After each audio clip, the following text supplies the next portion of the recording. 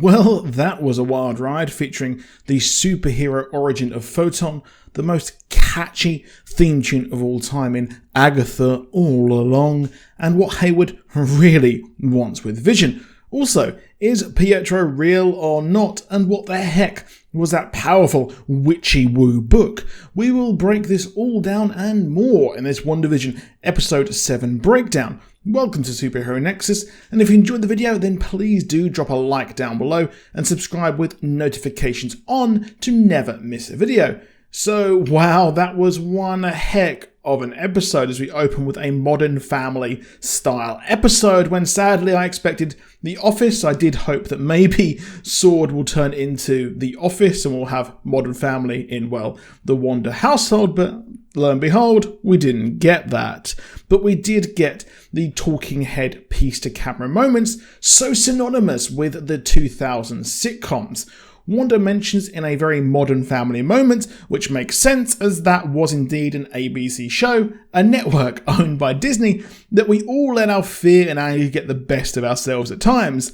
Yes, we do Wanda, except we all don't go and face down Sword and expand our real reality, which we're trying to make real, and turn people into circus freaks. But yes. Anyway, that flashback was nice and I did like the opening there. Takes it very lightly and is a very Claire Dunphy this episode. Elizabeth Olsen adapting to each time period is just absolutely stunning. She has been the long underrated and underserved actress of the MCU. And, well, she's acting like she has a hangover and act weird this entire episode. I'm sure she would after expanding that. But Billy and Tommy rush in as their game controllers are turning from an Atari to a GameCube to Uno. Hey, I wonder if they're going to use the Uno reverse card. Reality is changing heavily. She comes downstairs to get some breakfast as the radio plays, and you may have missed it as I always have subtitles on for every single thing I watch, and it says, "Welcome to WNDA." Wanda, yeah. And there's a missing kid on the milk carton as it all changes non-stop. Maybe a reference to the kids being hidden as we didn't have any kids until we had the trick-or-treating episode. I loved the Office Space reference as she says she has a case of the Mondays. Man, at my work, you'd get a punching for that. And we get a cool intro flashing through the time periods as it seems the sitcom setup is over, and this could be the last time period as we only see Wanda's name until it has Wandavision in the Modern Family font. So I do think Modern Family is one of the kind of latest versions of the sitcom, one of the kind of biggest ones I think of recent times, and I can't think of a narrative device that they could use for a new sitcom moving forward. So I do think that that is done. As Paul Bettany did say, the last few episodes are like a huge Marvel movie. Now, as it changes, we do have Hayward says that he's launching today, looking at the expanded hex that looks even more like a hex. And, well, he seemingly doesn't care that his agents are trapped within that hellscape. His aim is to take out the hex and get Vision back. We see Vision in the hex. He is able to talk to an escape artist and talk to a sword agent who also helped Darcy when she first arrived, and it turns out that she is indeed the escape artist. I loved how she had no idea what is going on until Vision woke her up, so to speak, and they bust out of the sword base that is now a circus. However, we then see Wanda, who is in the grips of a full-on meltdown and is doubting everything, and the kids ask about Uncle P as Wanda says that, well, he is not their uncle and not to trust him. And it's clear that she's had some sort of subconscious realization as to, well, this ain't it, Chief, as the whole hex starts to unravel and break. She says that everything is meaningless and has an existential crisis, much like Vision later in the episode. And something is curious, as she says, how the kids inherited their dad's toughness via vibranium skin. But in the comics, these kids were not actually the physical kids of, well, Vision at least, because they just appeared in Wanda's body. And it's a curious one, but I'll go more into that later as we talk about that big witchy woo reveal. But luckily Agnes comes in to save the day and gives their mother some breathing space. Again, Catherine Hahn here is just the MVP at times. Man, this really should set her up for superstardom. She's been great in every single comedy I've seen her, stunning in Step Brothers, just out of the world in Parks and Recreation. But reality is starting to break as the living room changes non-stop. All the time periods the show has featured do flit here, and we even see the stalk. I guess that he isn't Mephisto off. She kids herself saying that she's fine, this is fine, Q, this is fine, and flames behind her by saying a piece to the camera, but is well aware that reality is falling apart as we catch up with Jimmy Woo and our girl Monica, who are outside of the Hex as they find out what Hayward is really up to. We learn to the surprise of no one that Hayward wanted to put Vision back online and have a sentient weapon of their own and use him under Project Cataract, which goes against everything that Vision wanted. I wonder if it was also Hayward's plan to turn Monica into a sentient weapon by orchestrating this whole dang thing. Now, in Darcy's email, she says how they couldn't get Vision to go online until Wanda stole him and he started working again. Again, I do wonder if this was his plan to lure her there to try and see if she can do something. But Agatha was behind this all along. Hey, see what I did there? Maybe there is more to Hayward and the popular theory that he's Ultron. Maybe that is wrong and he is Mephisto or the real power broker behind all of this. Probably not, but hey, it's always fun to speculate, people. We then see the machine that was supposed to bring Monica safely into the Hex, which really went Hex up. Except we don't see the aerospace engineer we expected. Every theory from Talos, his daughter, Blue Marvel, and Reed Richards to appear was very wrong, and we see a Major Goodner. And I refuse to believe that the hope is dead that we will have this aerospace engineer, as the actress who plays Monica did hype that up. And I would like to see where that goes next, but let me know what you think down below in the comments. Should I give up hope for that? Vision and Darcy escape as we have Wanda talking to the camera, as the interviewer, we would find out later, is Agatha Harkness, asks does she think she deserves all this, which is so very dark. But more on that in a bit as we get an amazing advert that is the biggest clue besides the end as to what the heck is going on. It's an antidepressant called Nexus. Well, there are two major references to Nexus in the comics, one of which is being a Nexus being. Nexus beings are the ones who can affect probability and thus the future. Basically, if Wanda is indeed a Nexus being, she can change the flow of time, and she is a fixed point in the multiverse.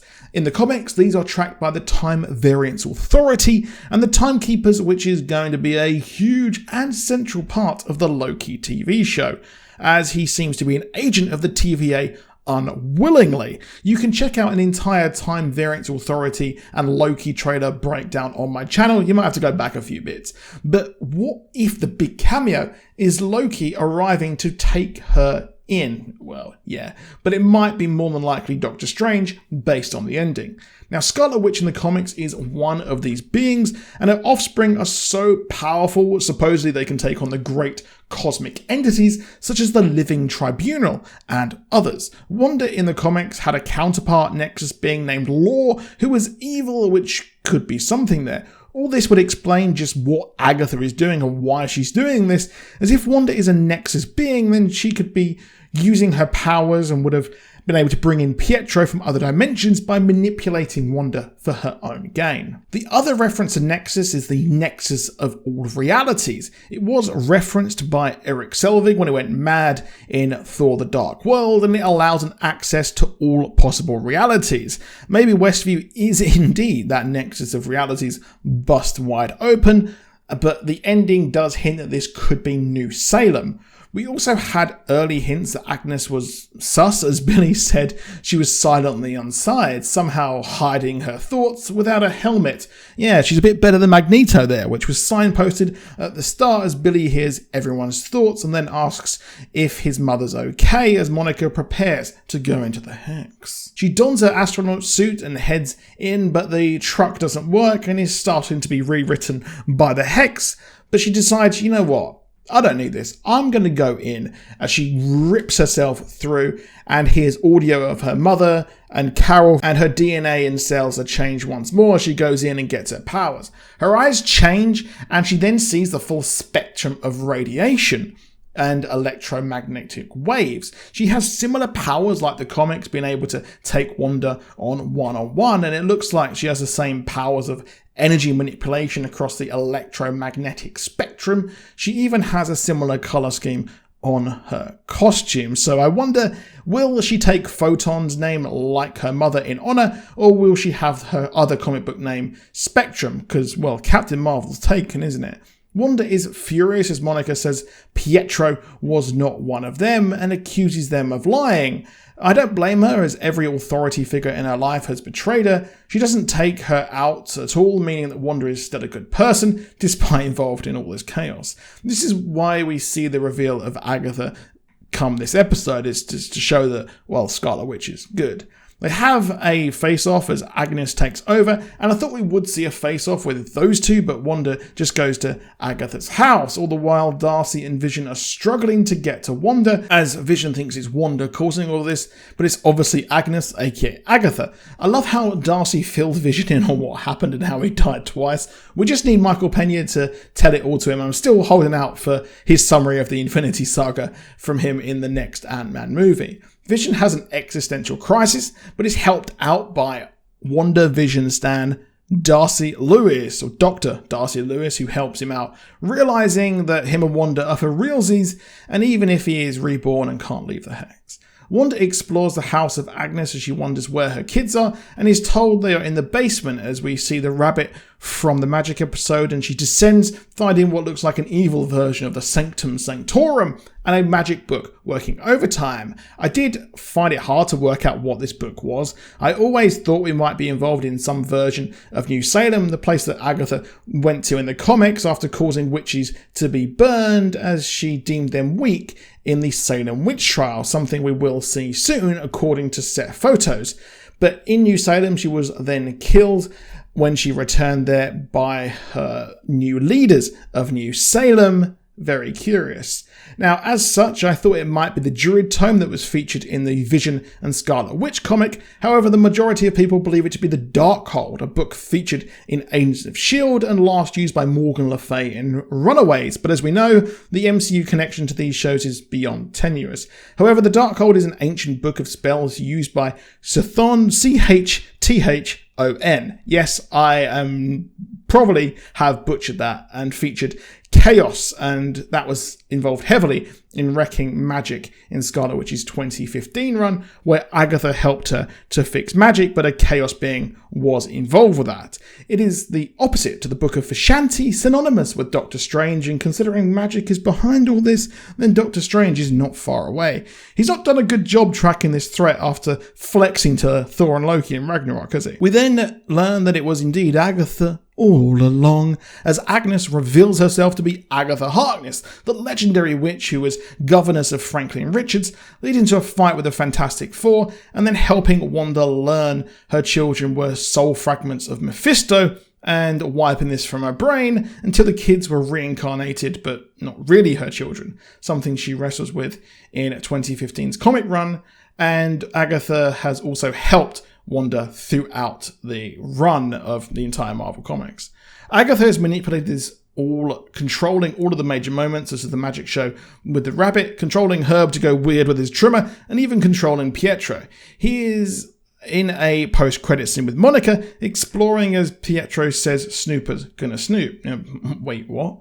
He can either be Ralph, Mephisto, or just plain Pietro. Personally, I think that Agnes brought him in, but got the wrong Pietro, hence his look and different memories. She also killed Sparky, which may be reborn just like the 2016 version of the Vision run. Now, regarding Pietro, I personally think that she was guiding him to the door, and the post-credits scene seems that he is her guard dog as she poisoned, well, the other dog. Honestly, she's worse than Thanos right now. The question remains as to, well, are there more witches in Westview? Well, Dottie has been sus thus far, and Agnes even said that she runs a society here, and I wonder, could we indeed be in New Salem? I mentioned this previously, and New Salem was a place Agatha and the other witches moved to in Colorado after Agatha was convinced to stop turning in fellow witches to weed out the weak ones at the Salem witch trials. Yes, those Salem witch trials. Sometime after forming this community and working for the Fantastic Four,